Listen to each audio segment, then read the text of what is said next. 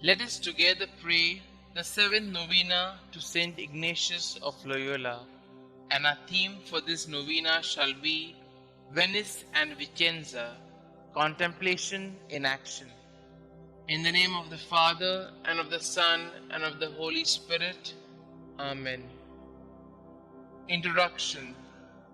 The year 1537 is remarkable in the history of the Society, as in this year St Ignatius in his letter addressed his companions as friends in the Lord for the first time. Besides, the concept of the Society had just begun around this time to sprout in their hearts.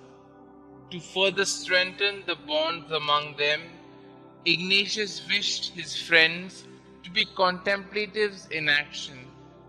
Contemplation in action would mean to learn how to be, to learn how to see, and to learn how to love, just like our first fathers. The world we live in is a hurried world of schedules and rushing and cramming. There's almost too much to do and seldom any time to stop, relish, and to be. This is the world in which we are called to be, to see, and to love. Through the intercession of St Ignatius, may we be able to see all things new in Christ and find Christ in all things. During this novena, we shall pray for the grace, for the interior knowledge of so great a good received, in order that being entirely grateful, we may be able in all to love and serve the Divine Majesty. Opening prayer. God, our Father and Mother, you are omnipresent in light and darkness, joys and sorrow, in life and death. Grant us, we pray, the heart of St Ignatius, who discovered you in every person, event, and experience, in every place and every creature, that we may actively participate in your mission of loving and healing the world. Amen. Let us listen to a reading from the autobiography of St Ignatius. In Venice, the pilgrim also endured another persecution, with many saying that his effigy had been burnt in Spain and in Paris. This business went so far that a trial was held and sentence was given in favor of the pilgrim. The 9 companions came to Venice at the beginning of 1535.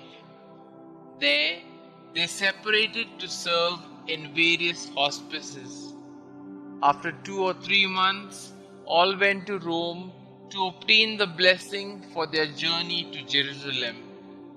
Not being able to go to Jerusalem, they returned to Venice in the fashion they had gone, that is, on foot and begging, but divided into 3 groups, and in such a way that they were always of different nationalities. It fell to the pilgrim to go with Faber and Linus to Vicenza. There they found a certain house outside the city which had neither doors nor windows. 2 of them always went out to seek alms in the city twice a day, but they got so little that they could hardly maintain themselves. After the 40 days, Master John Kodur arrived, and the 4 together decided to begin to preach. The 4 went to different piazzas and began to preach on the same day at the same hour, first shouting loudly and summoning the people with their claps. Their preaching caused a great stir in the city, and many persons were moved with devotion, and they received in greater abundance the material goods they needed. Let us now pause for a few moments and reflect on what does it mean to be contemplative in action. Are we able to keep some time in order to analyze what we have done during the day?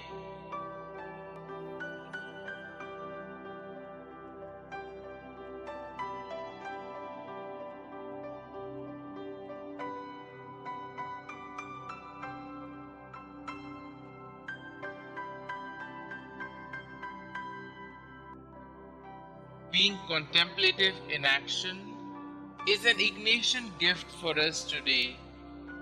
We are called to a life of prayer that leads us into actions, which expresses love and generosity in deeds. Being contemplatives, we pause every day in silence, reflect, be still, and be with God.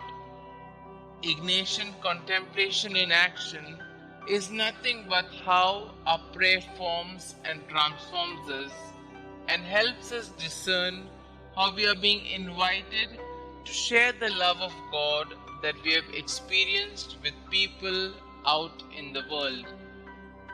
Who could be a better example than our Lord Himself, who paused, prayed, and acted?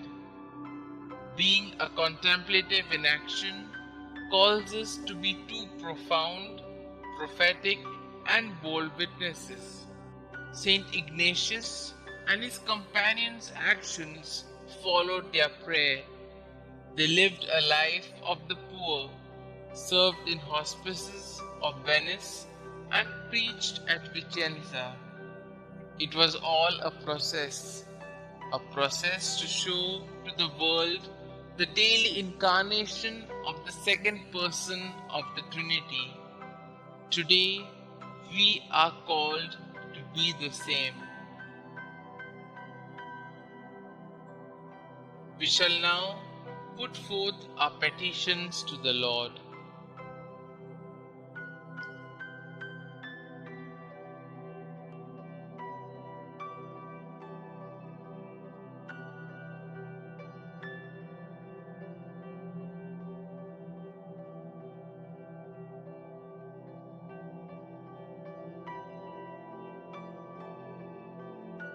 Our response shall be, Lord, hear our prayer, that as an apostolic body in the Church, we pray that you guide the leaders of the Church, Pope, bishops, priests, deacons, ministers, and catechists in the same spirit to fulfill the mission you began. For this we pray, Lord, hear our prayer. Loving Holy Spirit, we thank you for confirming our vocation to the Society of Jesus. We intensely ask for consolation so that we may live and serve the Lord in all things and inspire the youth of today to embrace the consecrated life to do greater good in today's consumeristic world. For this we pray, Lord, hear our prayer. Help us to make our communities youth-friendly and create a space in us where young people can feel welcomed and find solace and support. For this we pray, Lord, hear our prayer. For the grace to have a deep sense of presence of God in all creation and in all that we do. For this we pray, Lord, hear our prayer. That the love of God makes us discover and love Him in all things, especially in our fellow human beings, and lead us to the deeds of love. For this we pray, Lord, hear our prayer. That all the victims of the coronavirus throughout the world receive the healing touch of God. Frontline workers receive the necessary grace and strength to cater to the needs of the coronavirus pandemic victims.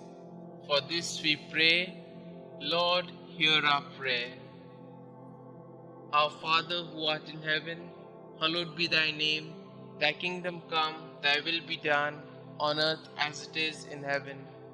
Give us this day our daily bread, and forgive us our trespasses, as we forgive those who trespass against us. And lead us not into temptation, but deliver us from all evil. Hail Mary, full of grace, the Lord is with you. Blessed are you amongst women, and blessed is the fruit of thy womb, Jesus. Holy Mary, Mother of God, pray for us sinners, now and at the hour of our death. Amen. Concluding prayer.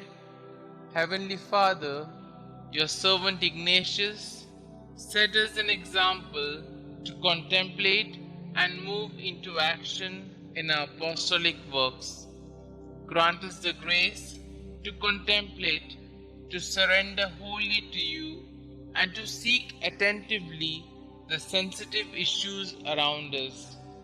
May we show our solidarity with the poor, hungry, sick, and the lonely with love that is a genuine response.